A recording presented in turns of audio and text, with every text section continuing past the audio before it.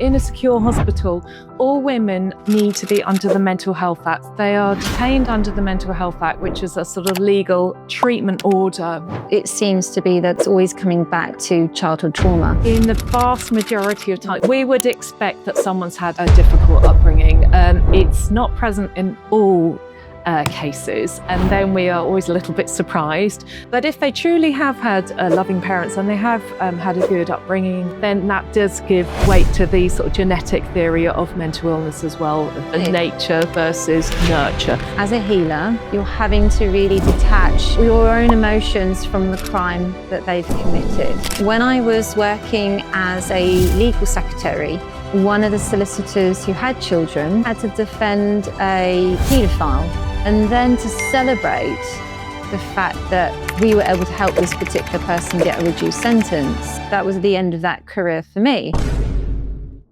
Hello and welcome back to Athena Women Today, and this mission of self-discovery, where I'm learning all about what it takes to be a confident woman in today's society. I shine a light on powerful stories of confidence, resilience, and growth. Behind prison walls and secure hospitals, confidence isn't just about self-belief. It's about survival, healing, and hope. In this powerful conversation, I speak with a psychiatrist supporting women inside the criminal justice system, from helping women stabilize their mental health to guiding them through personal transformation. She reveals often the unseen emotional journey happening behind bars. We explore how psychiatry plays a vital role in restoring dignity, trust, and confidence in women who are ready to rebuild their lives, and why every woman deserves a chance to believe in her own future again. Welcome to this episode, Solveig Rosby. Oh, it's great having you here today, Solveig. So, shall we get started on this amazing interview? Yeah? Yeah. I'd love to fire off with the first question. Can you tell us about your role and what led you to work in both women's prisons and secure hospitals? Thank you so much. I'm so pleased to be here today, and I'd love to talk about my work supporting women in the environments that you've described. I trained as a doctor. I started my training in my late 20s, and I felt sort of guided to do that from a sort of religious sort of aspect, and I felt that really it was really my ambition to become a doctor and to become a psychiatrist. So I felt that I'd sort of achieved my goal in life by training as a doctor and as a psychiatrist. And I am so pleased to be working in the environments that you described, at times in prisons, both female and male prisons, and also in secure hospitals in a variety of security levels, mainly medium and low secure, and at times high security. And you offline, we spoke about how much experience you've just had working with women in both secure hospitals and prisons. Currently, you're working with men, so you see it from both sides. Yeah, absolutely. And I think there are similarities in the way that sort of women and men sort of recover from an episode of mental illness, but there are also differences as well. So we can discuss those. I'd be very happy to. Yeah. So Solveig, can you tell us a day in the life of a psychiatrist in a high security or a medium or even low security hospital? Thank you. Yes, I'd be really thrilled to. So I currently work in a hospital near Fareham, which just looks after males. And when I'm doing out of hours work, I help look after the women. So I'm an inpatient psychiatrist. I don't really work in the community unless I'm doing an assessment. And so as per a regular hospital, we have sort of ward rounds. Well, we like to call them progress reviews, where we're talking about the client's progress. That would be sort of once every 2 weeks for the clients we look after, and then we review the clients on other days as necessary. We have lots of meetings with the rest of the multidisciplinary team, the psychologists who work very closely with the psychologists in regard to our clients, and we have occupational therapists, and then of course the nursing team that look after the clients. So I must say, my day is very variable. There are no 2 days the same, and that's what makes it incredibly interesting. And it's never boring. It's just fascinating. And just rewinding back to how you got into this industry, you spoke about your faith, and in some way, was this your divine purpose? This is, I mean, we've often Yeah. spoken about how much you love your job. Yeah. And actually, when I first understood what it was that Solveig did, I think it actually frightened me a bit. So what made you gravitate to working with women and men inside these secure hospitals? Yes, it's interesting, really. I really do feel it really was sort of my purpose in life and my vocation, and I do feel that my faith in God has really steered me towards this work role. I wasn't there sat. When I was at school, I did want to be a doctor and I did want to be a psychiatrist, and I wasn't able to do that straight off from school. But I didn't know I wanted to work in forensic psychiatry, where we look after people that have generally committed an offence, or if they haven't, they're at high risk of harm to other people due to their mental illness. It's just something I felt drawn to as I worked in the different environments. I found the interface between the legal processes and working in mental health fascinating. It's just something. I think when you find I'm using the word vocation, but when you find something that you genuinely really like to do in life and you can make that work for you as your work environment, then it just becomes natural to you to work in that environment. And I really feel that that's the case for me. So you've been doing this for quite some time now, but I guess in the beginning, how confident were you working in this environment where it's quite dangerous? Yeah.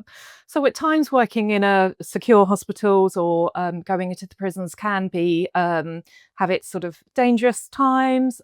The clients that I help to look after are extremely unwell and are likely to be a risk to others at that time of being acutely unwell. And I think it's something you sort of get used to, really. We very much rely on the rest of the team, our brilliant nursing staff and healthcare support workers that are able to see the clients with us if they're particularly unwell or risky. You get used to clients being unwell and how to support them, and also how to sit down with them as we are sort of, one-to-one. Often it's one-to-one if it's safe to do that, and just give them the space that they need to talk about their experiences, and not reacting in a way that would show that you're not able to handle their difficult emotions. And sometimes those difficult emotions can be anger and threats, and at times violence. You always need to keep yourself safe, but we learn to recognize all the cues. That's part of our work. And we have an alarm that we can pull to get support if we need to. But yeah. Have you ever felt unsafe with a particular client? Yes, periodically we can feel unsafe, and at that point we would always pull our alarm, and then within a matter of sort of seconds, really, we'll get a response team that comes to help us. And often nothing is done in that situation. There's just more people arrive, and that sort of, it just helps diffuse the situation. And then often the client would just perhaps leave or go back to the bedroom or something like that. So yeah, we're actually in a pretty safe environment because of the support we have from the rest of the team. Yeah. I think this was a question I was going to ask you much later on in this episode, but actually we're already talking about that at times it can feel unsafe. Do you have any technique that you use that can help your client to de-escalate their emotions, that calm them down? Yeah. So, I mean, in my role as a psychiatrist, we tend not to do the formal sort of therapy work. But if I was in a room one-to-one with a client who was feeling quite emotionally dysregulated, I would start off by giving them enough room in the room. I wouldn't sit too close to them. I would give them enough space so that they feel safe. Then we would possibly go through a nice breathing exercise. One we do at times as like a square breathing exercise where we Can you take me through it? Yeah, I can take you and the lady through it. So what we normally do is we ask them to sort of take a breath in for 4 seconds. That's right. And then hold for 4 seconds. And then breathe out for 4 seconds. And then hold for 4 seconds. And so you go around as if you're on a square. In for 4 seconds. Hold for 4 seconds. And then breathe out for 4 seconds. And then hold. And you can sort of continue sort of round that square of breathing. Essentially, when you're doing breathing exercises, it's important to breathe out for longer than you breathe in, because you help to get rid of the carbon dioxide, which can start to make you feel a bit panicky at times. I didn't know you did that, because it's funny, because just before we hit record, I was just breathing out. Yes, that's right. And go. Yeah. And that's really interesting. Yeah. So when have you felt that you've needed to use it? Is it that your client suddenly is getting angry? Is that when you felt that you've needed to do that? Or so I would say that we support our clients to do it, and also we would do that ourselves as well, because when we're co-regulating a client, it's important that we are not panicky or anxious and that we are grounded. It might be that I would use these techniques myself before I go and see a client. If I know that they're particularly unwell, I would perhaps in my office take the time to do some breathing exercises, or indeed undertake some mindfulness practice. So then in a grounded, a mindful state, I would then go and see the client, perhaps with some other staff if necessary. And then I can take them through these exercises if they're in a state to go through them. Sometimes they are too aroused emotionally to go through any kind of exercises like this. So in that case, we would almost just let them have a rant, have a, say what it is they need to say. They might say it quite loudly, and that's fine. And that's what we're here to do. As a psychiatrist, I am here to not judge them, to let them be what they need to be, and trust me. I'd like them to trust me. So we spoke about also the work you've done in prisons and secure hospitals. There's a difference. And offline we spoke about actually it's more challenging to work in a secure hospital than it is a prison. Can you explain why?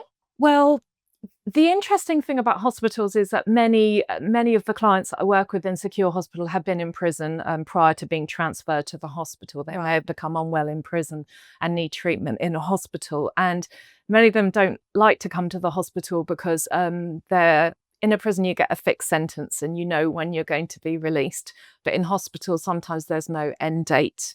Right. They may get a hospital order which could be indefinite. They can appeal that hospital order, but the one that's given can be for life. Wow. So I think it's that sense of when is the end of their, I think we've used the word incarceration, but I'm sure it feels like an incarceration.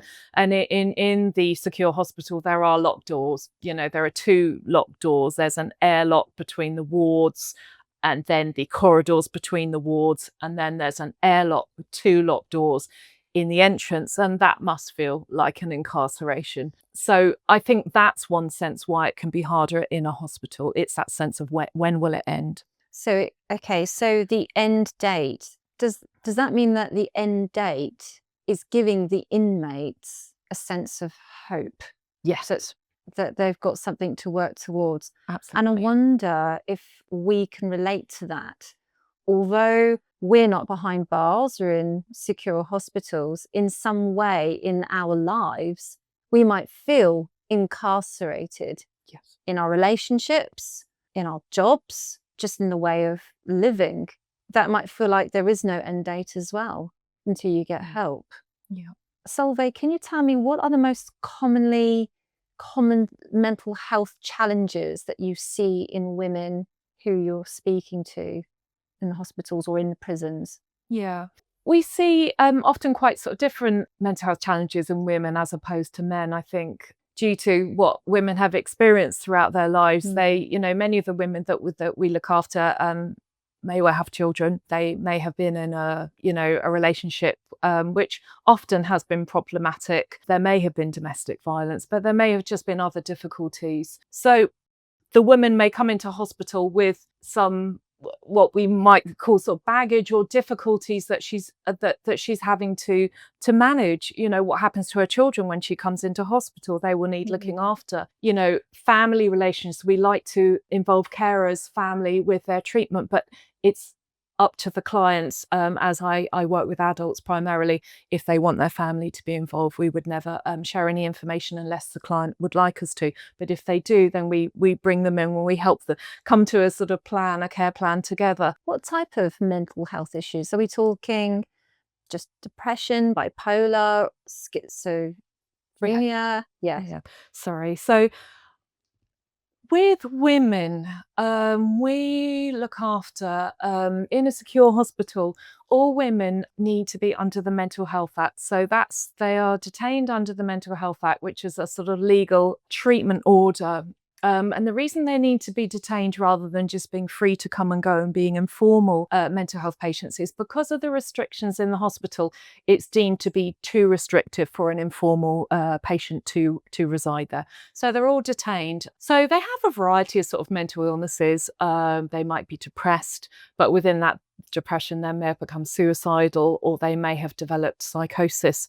And then the psychosis may have been the reason that there's been an incident or a risk incident towards someone else. They may have schizophrenia, where they have an acute episode of psychosis with all the symptoms that involves. Or they may have bipolar disorder, where they swing between manic episodes or depressed episodes. Or another sort of significant area we see in women is those with a personality disorder type called emotionally unstable personality disorder, where it's not just about it is about emotional instability, but it's developed from childhood, adolescence, often preempted by difficulties in the living environment, may have been caused by lack of secure attachment with their primary caregivers, which are normally their parents, but it could have been if they were brought up by their gran or their grandfather or another guardian, a kinship carer. If they don't have secure attachments with their parents, or at least one of their primary caregivers, can result in personality problems. Wow. Yeah. So it seems to be that this sounded like it's always coming back to childhood trauma. Is that right? In the vast majority of time, we would expect that someone's had a difficult upbringing. It's not present in all cases, and then we are always a little bit surprised, and we say, gosh, they had a normal upbringing, and that's surprising to us. And I suppose the thing I'd like to say about that is, I guess we never know what goes on behind closed doors, and they may or may not be willing to talk about what's happened. But if they truly have had loving parents, and they have had a good upbringing, they've done okay at school, they've not been bullied, they've not undergone significant trauma in their childhood and adolescence, I suppose that does give weight to the sort of genetic theory of mental illness as well, of the sort of nature versus nurture. So we would say in that case, it's falls more towards the nature of the mental illness, that there's a genetic basis for it. And of course, these days, especially with that sensational series, Adolescence, on Netflix. Yes. I'm not sure if you've treated any clients yet who have been impacted by social media, but some of these children have had normal and loving parents, but been groomed online, and then their path has gone down a certain road. Yes. I don't know if you see any of that in the incarcerated. Homes. I have colleagues that work with adolescents in secure units, and I imagine that would be the case. It's certainly something that I've heard about amongst colleagues that have adolescent children. So I think because I'm looking after adults in secure hospitals and in prisons, I think we're starting to see the effects of social media, and perhaps we're seeing it in the adolescents, and perhaps time will tell how that then reflects in adulthood. Yeah. Wow. Yeah. And Solveig, thank you so much. Already I'm learning so much about this profession. Can you share a moment where you witnessed a powerful shift in a woman's sense of self-belief on her healing journey? Yes, I've looked after a few women that have gone through, really significant mental health problems. And, one in particular had gone through a very traumatic event in her adulthood. And I looked after her on the ward. And I think that the overwhelming thing is she learnt to trust staff, and I think that was difficult for her because of what she'd gone through, and she had schizophrenia, and she went through a lot of therapy, and it was important to her to sort of trust the therapist and the staff looking after her. And, she managed to do that, and she got to the point that she was able to be discharged from hospital, and was discharged and was able to live sort of relatively independently. And I don't think that we could have predicted that at the point that she came into hospital from prison. She did incredibly well for someone who really found it hard to trust people, and having gone through such trauma as an adult. How do you recover from that trauma? Well, I think she recovered because we're talking about confidence and self-belief, and she gained that confidence and that self-belief, and she was able to go forward despite what had happened in her life. And she actually changed her name. She took on a different name, which I would sometimes recommend, and that would be part of her sort of healing as well, to just start afresh in a new area. And I just, hats off to her. She did incredibly well. So it's always so inspiring when our clients are able to be discharged from hospital. It's a wonderful thing. Is that a bit like visualization, where you, or that expression that's come up a few times in the episodes, fake it till you make it, where you're visualizing your ideal self, and maybe you need that name change, but that's the person that you want to grow into? Yes. Would you say that it's that you're talking about? Because how did your client get from being completely untrusting of everybody to saying, no, I'm confident, I have self-worth? That's interesting, actually. And I think quite a few of the clients that I work with do have to fake it somewhat until they've got to where they need to be, because sometimes what's gone on in their lives has been so devastating that you kind of think, how can you move on? And I think the ones that do move on develop the confidence despite what's happened. And I think unless they have true healing, and some of them may have true healing, but that healing may well continue in the community once they've been discharged. It may be some lifelong healing.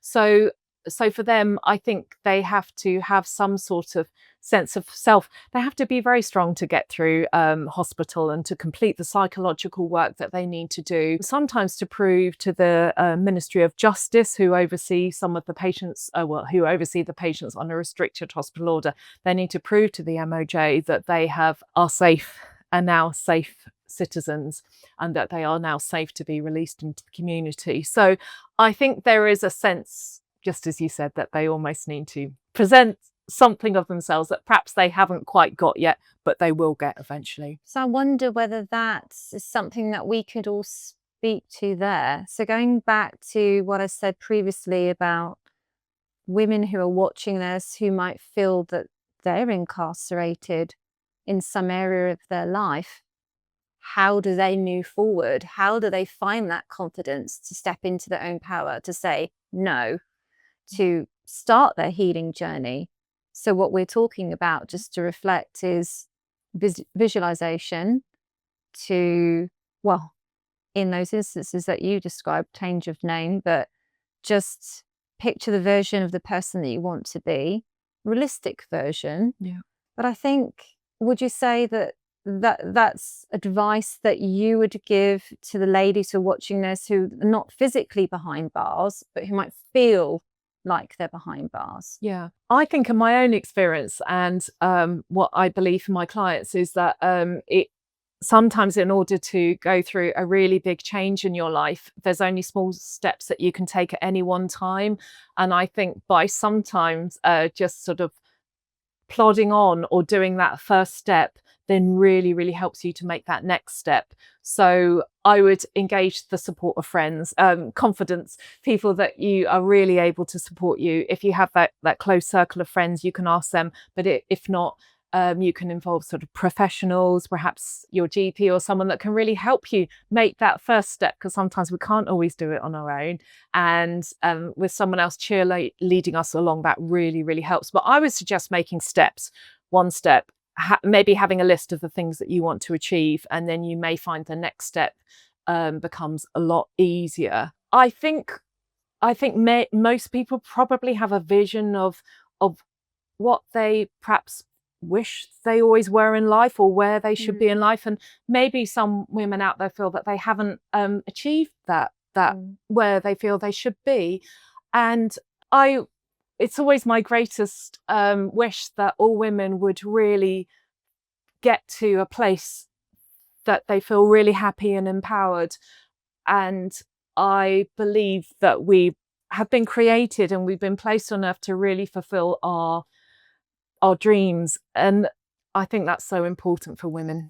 That is lovely. And I love that you got onto this point about support.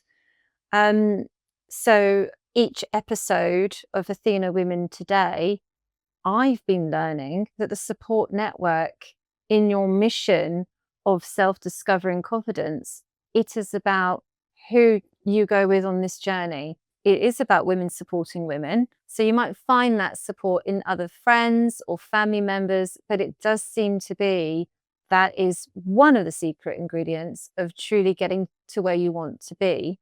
Yes. And as you were speaking, it sounded like almost personal experience.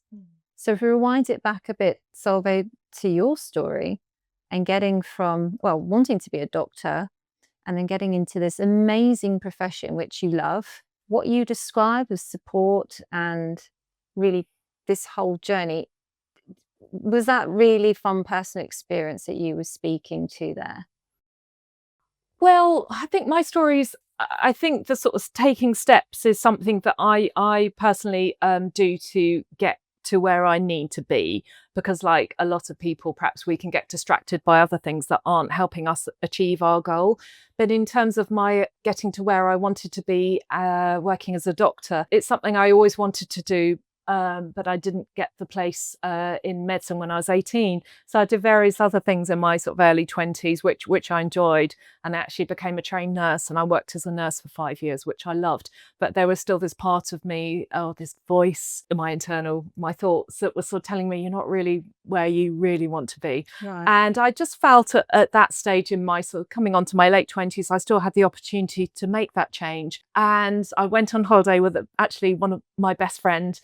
And she actually just gave me the space to just think about it in terms of what I really wanted to do. And I reached the conclusion, after also praying, because I'd become religious a few years before that medicine really was a way forward for me. And there was absolutely no reason why I couldn't and I shouldn't do it. So I sat the exam in order to get in as a postgraduate entrant. And I was able to study at Nottingham University.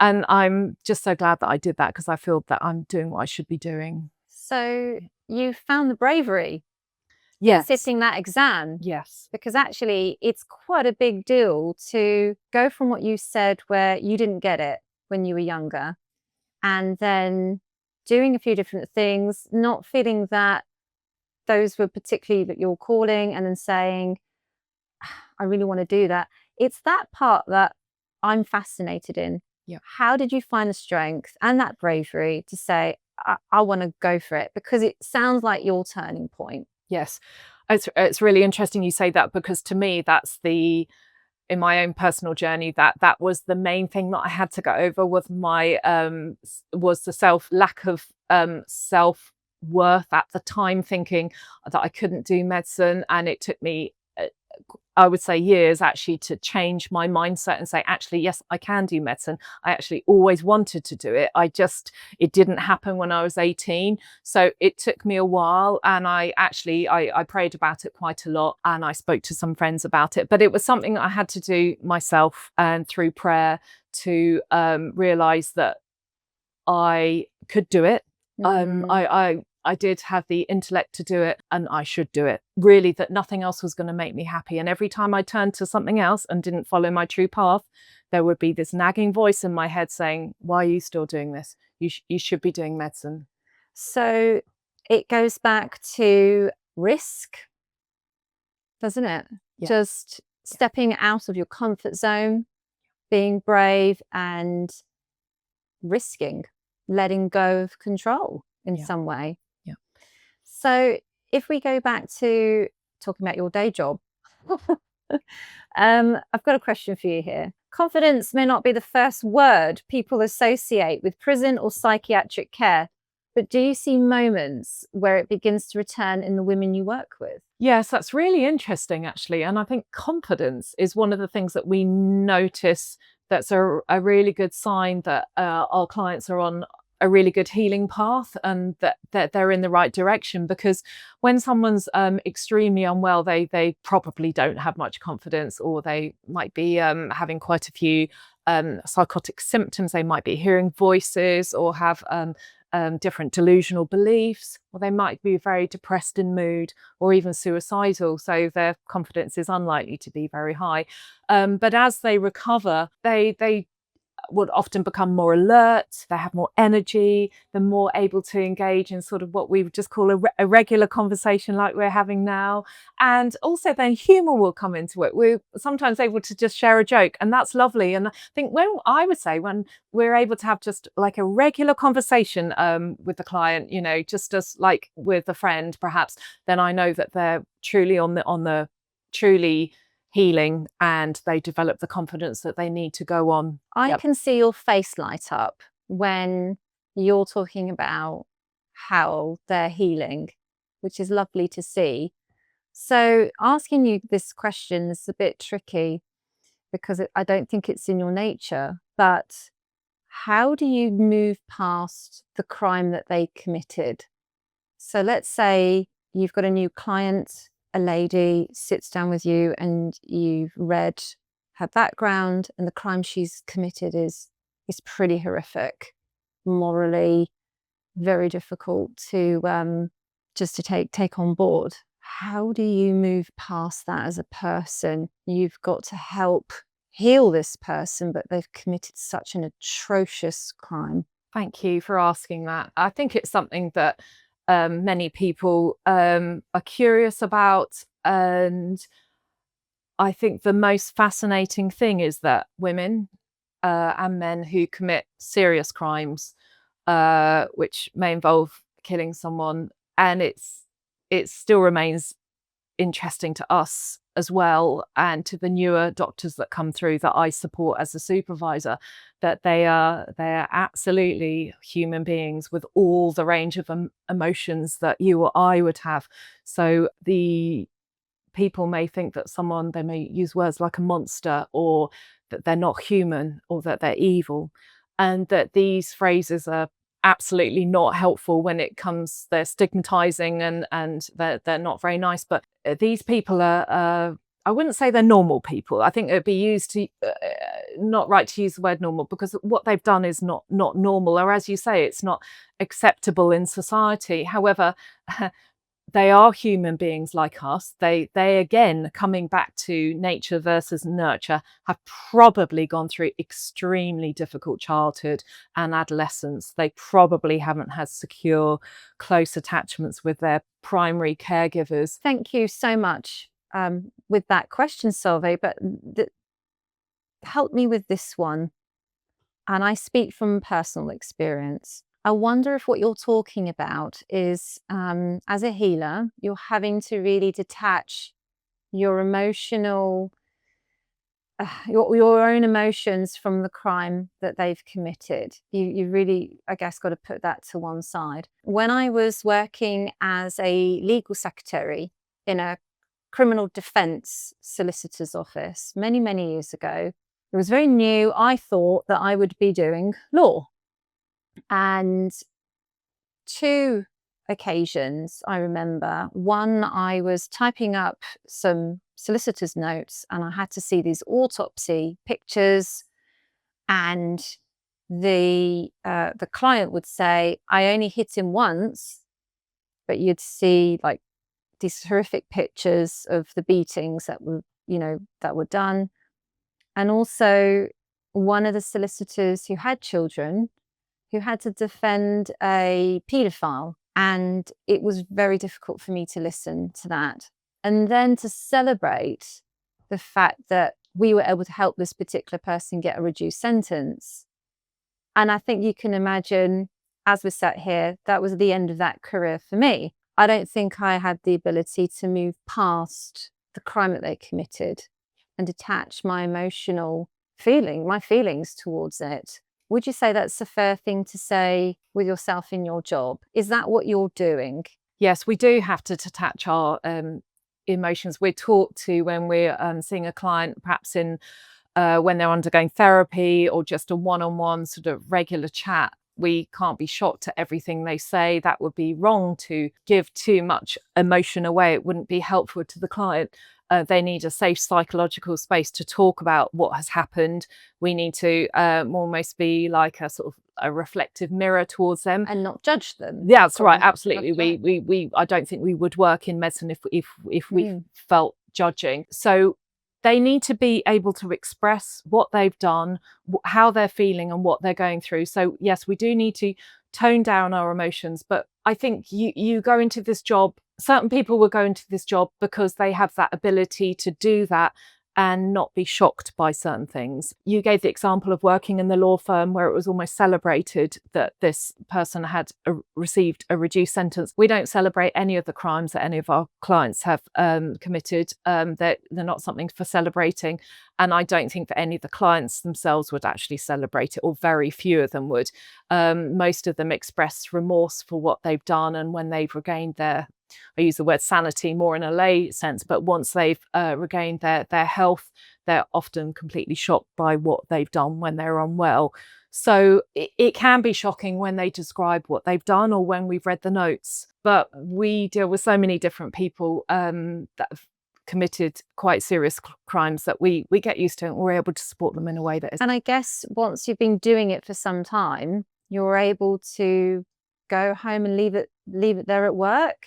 Did you find that you carried that with you in the early days at all? Yes, that's interesting. I think as a junior doctor, certainly working in psychiatry, as you're newly exposed to all these different sort of types of illness, some where people, when they're very unwell, they can be quite hostile and threatening when they're very unwell with psychosis or with mania, or if they're depressed and perhaps suicidal. These things that can be quite shocking to sit with when you first see it. So it does take time to feel more confident in dealing with someone with that, and how to approach them, how to help them. And I would say it's rare that I take clients' difficulties home with me. And how does being institutionalized impact a woman's sense of self or even self-worth? Yes, I think it probably impacts the women more than we actually talk about. You know, we all have our roles within the NHS, and I'm there to be the doctor and to prescribe some medications and to come with a treatment plan and to, as you use the word, healing, to help with that healing. The psychologist will do the therapy work. And we all have our roles, but something we don't discuss enough is, I think, the incarceration, that feeling of having their liberty taken away from them. Thank you. So we spoke, and forgive me if we can't share this right now live. Can you describe any particular story from one of your clients where there's one that comes to my mind in prison, schizophrenia, I believe, and what that person's experience might be? Because obviously they've got a mental health condition, but things might get worse for them as they're being incarcerated, hearing things, seeing things, imagining things. Can you describe the story? Are you able to share? Yes. I mean, we have, there's one woman who has been in prison and has required sort of multiple transfers back to the hospital due to developing psychosis or so relapses of the schizophrenia in prison, which they are unable to treat successfully. If they do not agree to take their medication in prison, that's sort of up to them. There's no mental health law in prison, so it cannot be enforced in any way. So if they're psychotic and experiencing delusions that their food's being poisoned or their fluid, they may stop eating and drinking, or the prison staff may need to start giving their food and fluid in sealed boxes so that they don't think it's been tampered with. They may start to not look after themselves in the prison cell, and often at that time they would need transfer to hospital. And this one lady, we would then get her better, and we could then enforce, if necessary, some antipsychotics to get her better. And that's what we do need to do sometimes under the Mental Health Act. It's a sort of the legal act whereby we can make someone take certain medications, and that's in order to get them better so that they can regain their health. So if you've got a woman who is reluctant to trust or doesn't trust the system, how do you establish trust? Because that was interesting when you spoke about that with that one particular patient who learned to trust you, and then actually that healing journey was able to begin. How do you get them to that point? I think often, depending on the trauma that these women have gone through, it can take a very long time for them to trust other people. So we shouldn't dismiss them early on. We should give them the time and the space. We should be honest with them.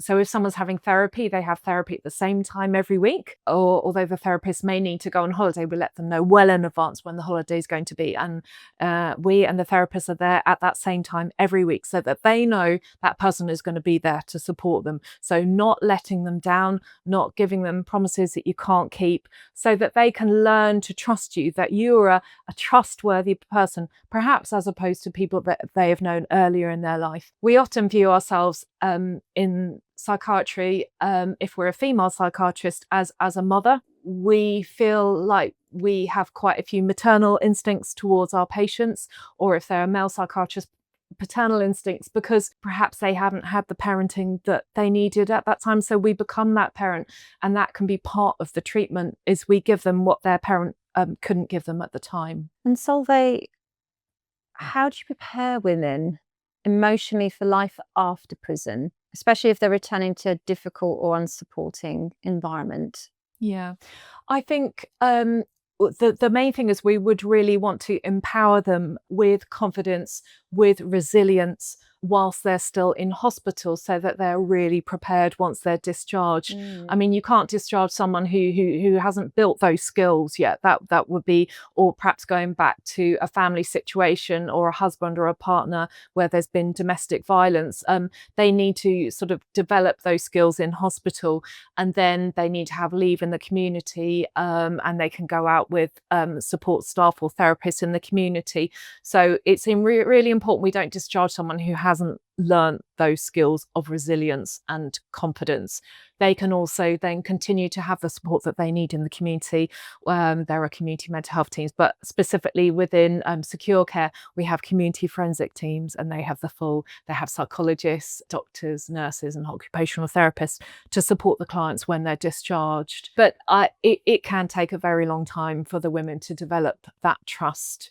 But that's fundamental. We and in secure hospitals, we have the time to give them. So I guess if we relate that to us women, who are not physically behind bars or in these secure hospitals, we're talking about the feeling of being incarcerated. And so we've mentioned having a good support system, establishing trust. So how do you establish trust? Through your support system, or speaking to a therapist where you know that what you say is left behind. You can trust what you say is not going to be judged, and taking then that first step to healing yourself with self-love and your confidence journey. So would you say, for us ladies who might feel incarcerated, those are the steps that you would advise that we take, which you're which you're doing for the ladies who are in jail. Yeah, it's really interesting because I think a lot of us can feel that we're held back by something in our lives, and maybe feel incarcerated, that we can't leave this situation. And perhaps at that time it is very difficult to leave that situation. There may be very real reasons why we can't. It does make me think it might be the home environment. You can't leave. You've got children, you need to care for them.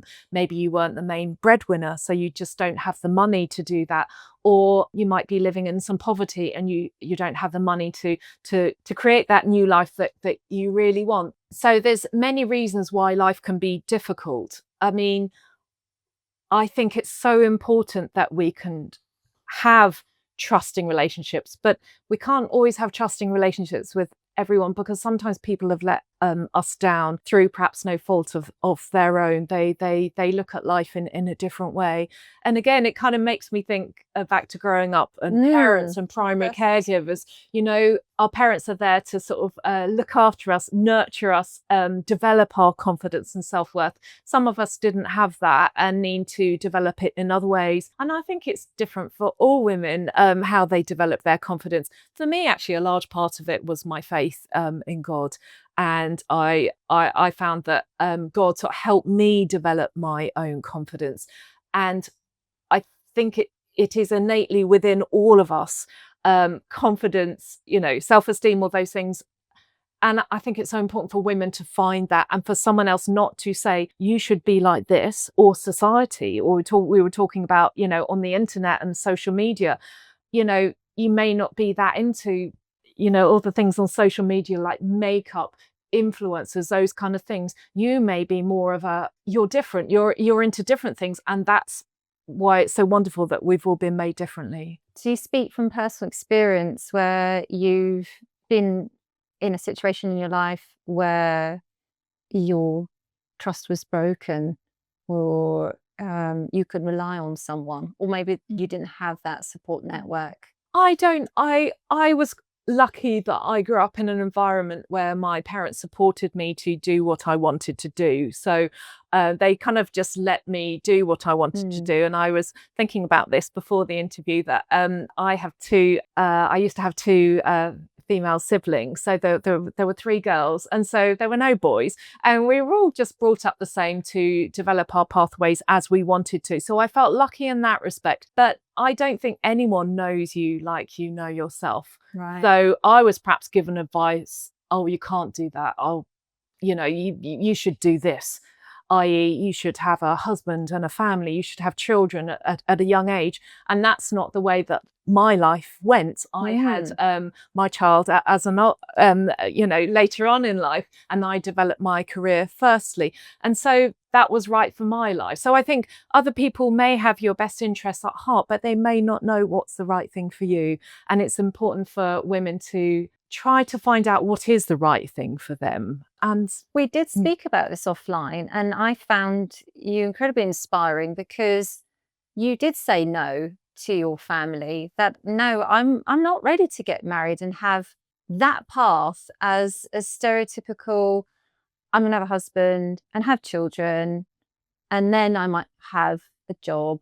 You said no, and you pursued your passion in medicine and healing. And you touched on the fact that you've got a daughter and you've had her later on in life. So you did things for yourself and differently. And I thought that was brilliant. And that's the message really that I think is great to get out there. I absolutely, I think you've really honed that down very well, that actually not all ladies do things in the order that society might say that perhaps they're meant to do things. Life doesn't always work like that. And I think we have many opportunities to follow our goals at different stages in our life. And just because you haven't done something by the age of 30 or even 40, it doesn't mean that you can't do it later in life. So I would encourage all women to really go for it, whatever age they are, if it's realistic.